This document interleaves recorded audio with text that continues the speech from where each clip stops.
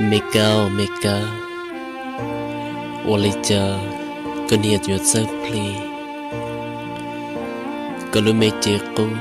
a gunny you play liplo, Molumeje cheer. Ni yo play liplo, Moe to me momo. A jeko, ni yo chitsan yo shield or meka. Walija go, you chitsa play yaliko. En che kuyamo gulumeje no,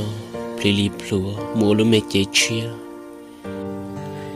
E che zan ke lucia, no nu puyo plotia, puyo no kanda kumu meka. Keng la ko zai pli yaliko, che kuyo plili plua, molumeje chia. E kuyo cho ta no zan ke lucia, dolumeje ku, do nu kho mu meka. Lo li cha, samolita lo. Kunia chỉ sơ pli aliko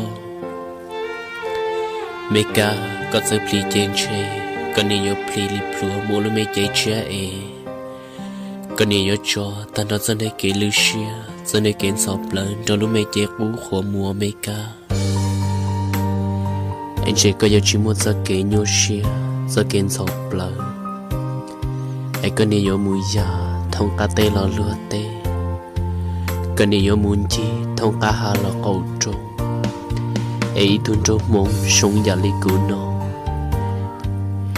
ni yo samu có thông ni yo samu có chua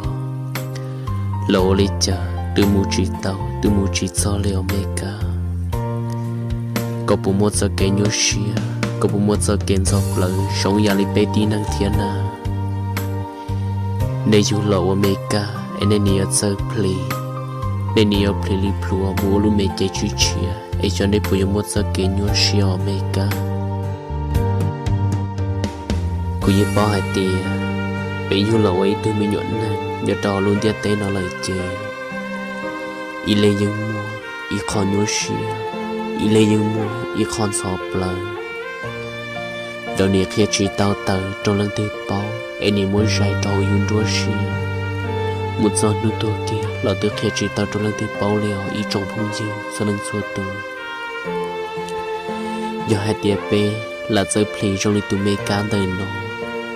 anh chơi bê yo plei li plua mua lu mê chế chia lòng đồ lu chia luôn trừ yo mua tù mê mò mò đồ chia yo mua pi đồ bê lu nâng chia lòng đồ cho kế xa anh bê yo mua cho nên kế cô cho nên kế nhua chia lu chia ya ta thâu lò mua trò chơi từ nét chế cũ qua thia lưu mùa ý trong phong dư cho lần xua tua lẩu lấy cha bên nhiệt lòng bầu chỉ tao trong đi từ Meka em nơi từ bên lòng bầu mù chê bên chủ nhà áo lót qua lời xưa ý trong phong dư do hai tia bên là lòng thia bầu tao plei tao trong đi từ Meka đời nó trên che